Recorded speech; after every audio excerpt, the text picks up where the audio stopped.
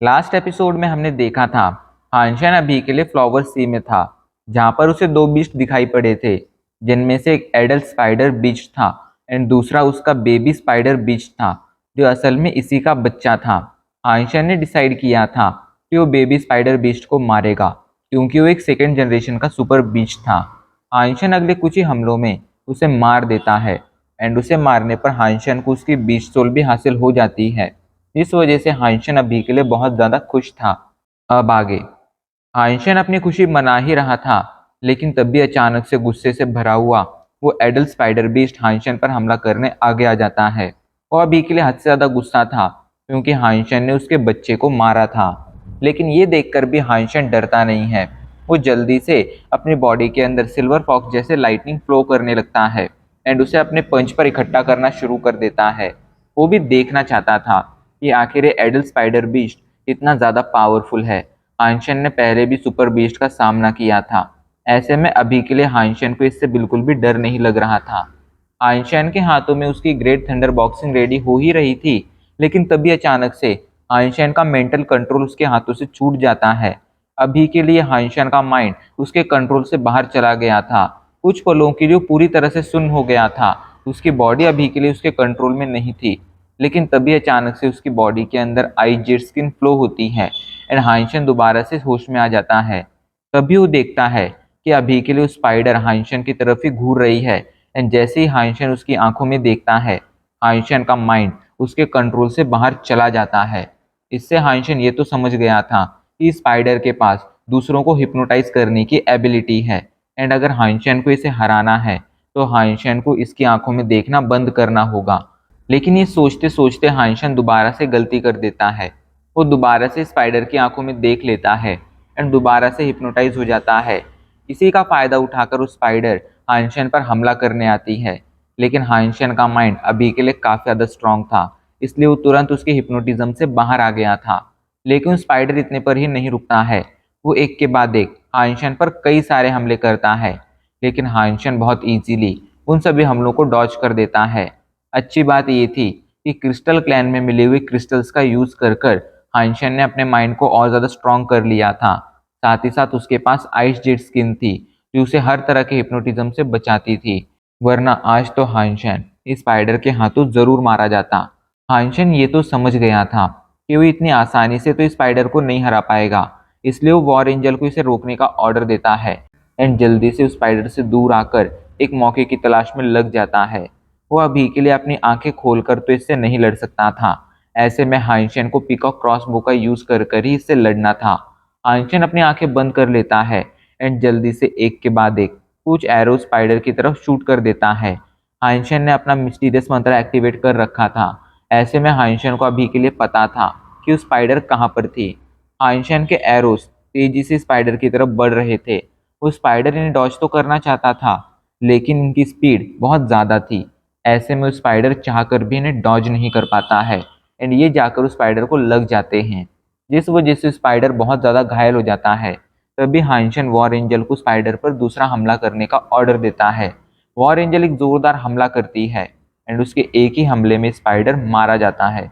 अभी के लिए हाइंशन ने सुपर बीस्ट एडल्ट स्पाइडर को मार दिया था। इसके मरते ही हाइंशन की पावर स्क्रीन पर नोटिफिकेशन आता है, सुपर बीस्ट घोस्ट स्पाइडर मारी गई, आपको इसकी बीस्ट सोल हासिल नहीं हुई है। 0 से 10 सुपर जीन पॉइंट्स हासिल करने के लिए इसका लाइफ जीन एसेंस कंज्यूम कीजिए। ये देखकर हाइंशन अभी के लिए राहत की सांस लेता है। कुछ पलों के लिए तो उसे लगा था कि वो बस मर ही जाएगा, पर अच्छी बात ये थी कि उसके पास वॉर एंजल थी, साथ ही साथ आइस जेट स्किन भी थी। इस वजह से आज वो बच गया था। हाइंशन जल्दी से बेबी स्पाइडर बीस्ट के पास जाकर उसका लाइफ जीन एसेंस निकालता है एंड उसे एब्जॉर्ब करना शुरू कर देता है, जिससे हाइंशन को एक के बाद एक सुपर जीन पॉइंट्स मिलने लगते हैं। हाइंशन ने अभी के लिए लगभग 95% लाइफ जीन एसेंस एब्जॉर्ब कर लिया था, लेकिन तभी सिल्वर फॉक्स बीच में आकर हाइंशन से वो लाइफ जीन एसेंस का बचा कुचा हिस्सा छीन लेता है एंड उसे खुद खाना शुरू कर देता है। ये देखकर हाइंशन उसे रोकना तो चाहता था, लेकिन हाइंशन अब उसे नहीं रोकता है, क्योंकि हाइंशन ये जानता था इस लाइफ जीन एसेंस को कंज्यूम करने के बाद सिल्वर फॉक्स की पावर बढ़ेगी एंड अगर एक बार सिल्वर फॉक्स की पावर बढ़ती तो इससे हाइंशन की ही पावर बढ़ती। इस वजह से हाइंशन उसे नहीं रोकता है एंड उसे वो लाइबजिन एसेंस खाने देता है। तभी हाइंशन के मन में एक ख्याल आता है कि एडल्ट घोस्ट स्पाइडर भी तो एक सुपर बीस्ट ही है, तो क्यों ना मैं उसके भी लाइबजिन एसेंस को कंज्यूम करने की कोशिश करूं। हाइंशन ऐसा करने की कोशिश करता है, लेकिन इसका कोई फायदा नहीं होता है, क्योंकि एडल्ट घोस्ट स्पाइडर एक फर्स्ट जनरेशन का सुपर बीस्ट था। ऐसे में हाइंशन चाहकर भी उसके लाइबजिन एसेंस को कंज्यूम नहीं कर सकता था। लेकिन तभी उसके दिमाग में एक आइडिया आता है। वो जल्दी से अपने एनर्जी को बिल्कुल उसी पैटर्न में फ्लो करता है जिस पैटर्न में बेबी स्पाइडर बीस्ट के अंदर एनर्जी फ्लो होती थी, जिस वजह से अचानक से ही एडल्ट स्पाइडर बीस्ट का जो लाइबजिन एसेंस था वो वाइब्रेट करना शुरू कर देता है एंड कुछ ही पलों में हाइंशन उसे एब्जॉर्ब करना भी शुरू कर देता है। हाइंशन एक के बाद एक उसे एब्जॉर्ब करता जाता है एंड फाइनली हाइंशन को उससे लगभग 2 सुपर जीन पॉइंट्स मिल जाते हैं। अभी के लिए हाइंशन बहुत ज़्यादा खुश था, क्योंकि उसे पता चल चुका था कि आखिर वो किस तरह एक फर्स्ट जनरेशन के सुपर बीस्ट का लाइबजिन एसेंस कंज्यूम कर सकता है। जब हाइंशन ने अपनी बॉडी में अपनी एनर्जी को बिल्कुल उसी पैटर्न में फ्लो किया था जिस पैटर्न में बेबी घोस्टा स्पाइडर की एनर्जी फ्लो होती थी, तब हाइंशन बहुत इजीली एडल्ट घोस्टा स्पाइडर के लाइबजिन एसेंस को कंज्यूम कर पाया था। मतलब फ्यूचर में भी हाइंशन को अगर कोई बेबी बीस्ट मिलता तो हाइंशन उसकी एनर्जी को कॉपी कर कर उसके पेरेंट बीस्ट की लाइबजिन एसेंस को भी कंज्यूम कर सकता था। एंड ये बहुत ही अच्छी बात थी। आइंस्टाइन बहुत ज़्यादा खुश था, लेकिन तभी वो नोटिस करता है कि एडल्ट कोस्टा स्पाइडर के लाइबजिन एसेंस को कंज्यूम करने के बावजूद आइंस्टाइन को बस 2 ही सुपर जीन पॉइंट्स मिले हैं। इसका मतलब यही था कि फर्स्ट जनरेशन के लाइबजिन एसेंस कंज्यूम करने पर उसे कुछ खास सुपर जीन पॉइंट्स नहीं मिलने वाले थे। ऐसे में अच्छा यही होता कि फर्स्ट जनरेशन के सुपर बीस्ट पर अपना टाइम खराब करने की बजाय आइंस्टाइन सेकेंड जनरेशन के सुपर बीस्ट ही ढूंढे। एंड हाइंशन ऐसा ही करने वाला था।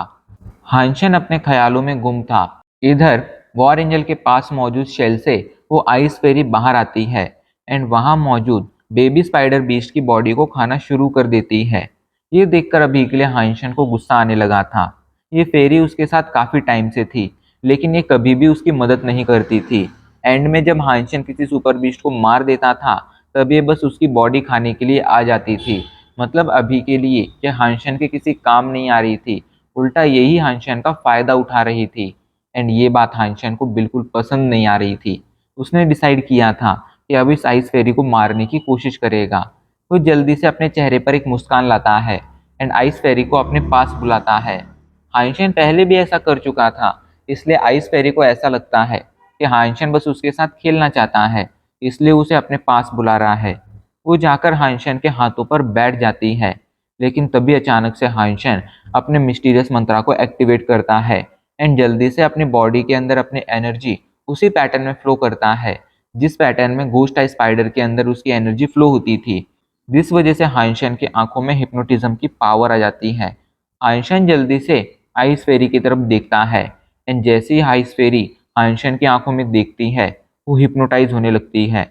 उसका अपनी बॉडी पर से कंट्रोल छूट जाता है। इसी मौके का फायदा उठाकर हाइंशन उसे मारने जाता है, लेकिन तभी अचानक से आइस फेरी हाइंशन पर हमला कर देती है, जिस वजह से अभी के लिए हाइंशन का पूरा मुंह आइस से कवर हो चुका था। एंड आइस फेरी अभी के लिए अपने शेल में लौटकर हाइंशन को चिढ़ा रही थी। हाइंशन ये तो समझ गया था कि अभी के लिए इतनी मामूली ट्रिक का यूज कर कर वो आइस फेरी को बेवकूफ़ नहीं बना सकता है, उसे हिप्नोटाइज नहीं कर सकता है। ऐसे में इस पर टाइम खराब करना कोई समझदारी भरा काम नहीं था। इसलिए हाइंशन डिसाइड करता है कि वो बाद में आइस फेरी को मारेगा। जिसके बाद हाइंशन जल्दी से घोस्ट स्पाइडर की बीच सोल को बाहर निकालता है। अभी के लिए जैसे हाइंशन उसे बाहर निकालता है, हाइंशन के चेहरे के ऊपर एक मास्क आ जाता है। हाइंशन इस बीच सोल का टाइप चेक करता है। ये एक मास्क टाइप की बीच सोल थी, लेकिन ये बहुत ही अजीब सा मास्क था। इसने हाइंशन के पूरे मुंह को कवर नहीं किया था, बल्कि इसने तो हाइंशन की बस आंखों को कवर किया था। हाइंशन को पता था कि एक मास्क टाइप की बीच सोल असल में एक पावरफुल डिफेंस प्रोवाइड करती है। वो एक तरह का हेलमेट होता है, जिसे अगर कोई इंसान एक बार पहन लेता था तो उसे मारना बहुत ज़्यादा मुश्किल हो जाता था, क्योंकि तब उसके चेहरे पर एक बहुत ही पावरफुल हेलमेट हुआ करता था। लेकिन ये तो किसी हेलमेट जैसा था ही नहीं, बल्कि इसने तो बस हाइंशन की आंखों को कवर किया था।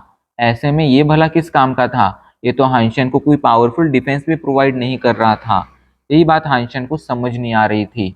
वो काफ़ी देर तक सोचता है आसपास की चीजों को भी देखता है, लेकिन हाइंशन को कुछ समझ नहीं आता है। पर तभी अचानक से हाइंशन की नजरें सिल्वर फॉक्स पर पड़ती हैं।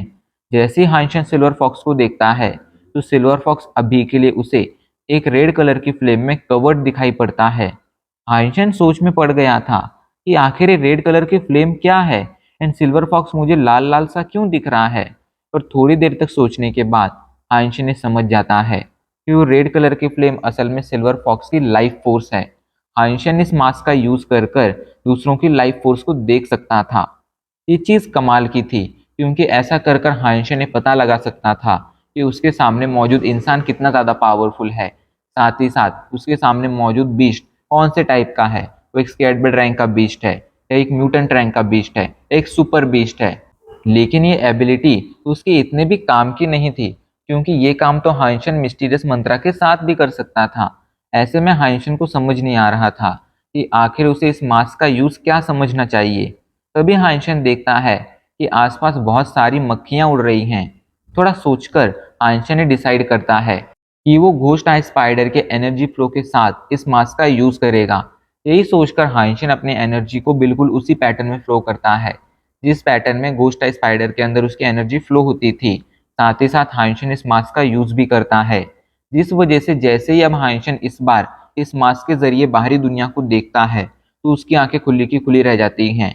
उससे लगभग उससे लगभग 100 मीटर दूर अभी के लिए एक मक्खी उड़ रही थी एंड हाइंशन उस मक्खी को बहुत ही बारीकी से ऑब्जर्व कर पा रहा था। यहाँ तक कि हाइंशन अभी के लिए इतनी बारीकी से उसे ऑब्जर्व कर पा रहा था कि हाइंशन को उसके पैरों पर मौजूद उसके बाल तक दिखाई पड़ रहे थे। ये देखकर हाइंशन बहुत ज़्यादा खुश हो जाता है।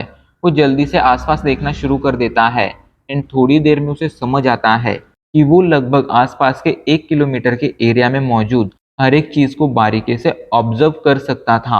एंड ये बहुत ही कमाल की बात थी। हाइंशन अभी के लिए इस वजह से बहुत ज़्यादा खुश था। वो जल्दी से अब अपने हाथ में मौजूद शेल की तरफ देखता है एंड जल्दी से आइस फेरी को हिप्नोटाइज कर कर उसे बाहर आने का ऑर्डर देता है। इस बार आइस फेरी सच में हिप्नोटाइज हो जाती है एंड हाइंशन के ऑर्डर के मुताबिक वो बाहर भी आ जाती है। लेकिन तभी अचानक से उसे कुछ रियलाइज होता है एंड वो जल्दी से शेल के अंदर लौट जाती है एंड अब वो हाइंशन की तरफ देखना बंद कर देती है, क्योंकि वो समझ गई थी कि हाइंशन उसे हिप्नोटाइज कर रहा है। आइंशन इतना तो समझ गया था कि अभी के लिए उसके पास कमाल की एबिलिटी आ चुकी है, लेकिन ये एबिलिटी इतनी ज़्यादा पावरफुल नहीं है कि इसके साथ हाइंशन एक पावरफुल सुपर बीस्ट को एक लंबे समय तक हिप्नोटाइज कर सके। लेकिन थोड़े समय तक हिप्नोटाइज करना भी एक बहुत ही कमाल की बात थी। इस वजह से हाइंशन खुश था।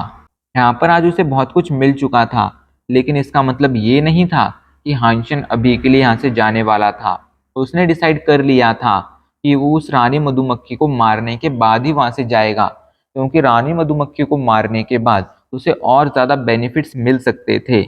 इस वजह से हाइंशन अभी के लिए वहां से गया नहीं था, बल्कि उसी जगह पर रुका था एंड पिछले 2-3 दिनों से वो लगातार रानी मधुमक्खी को ऑब्जर्व करता जा रहा था। उसे समझ नहीं आ रहा था कि आखिर ये रानी मधुमक्खी कर क्या रही है। रानी मधुमक्खी हर रात उस फ्लावर के पास आती थी, जो फ्लावर उसके छत्ते के ऊपर था एंड थोड़ी देर तक वहां पर रुकने के बाद वो वापस अपने छत्ते के अंदर लौट जाती थी। अब वो ऐसा क्यों करती थी, ये हाइंशन को समझ नहीं आ रहा था। स्टार्टिंग में उसे ऐसा लगता था कि वो उसका नेक्टर पीने के लिए उस फूल के पास आती है, लेकिन अब हाइंशन इतने दिनों तक ऑब्जर्व करने के बाद ये समझ गया था कि वो उसका नेक्टर पीने के लिए तो वहां पर बिल्कुल नहीं आती है। लेकिन अगर वो वहां पर उसका नेक्टर पीने नहीं आती थी, तो आखिर क्यों आती थी, ये सबसे बड़ा सवाल था। एंड अब इसी के साथ आज हमारा एपिसोड यहीं पर खत्म हो जाता है।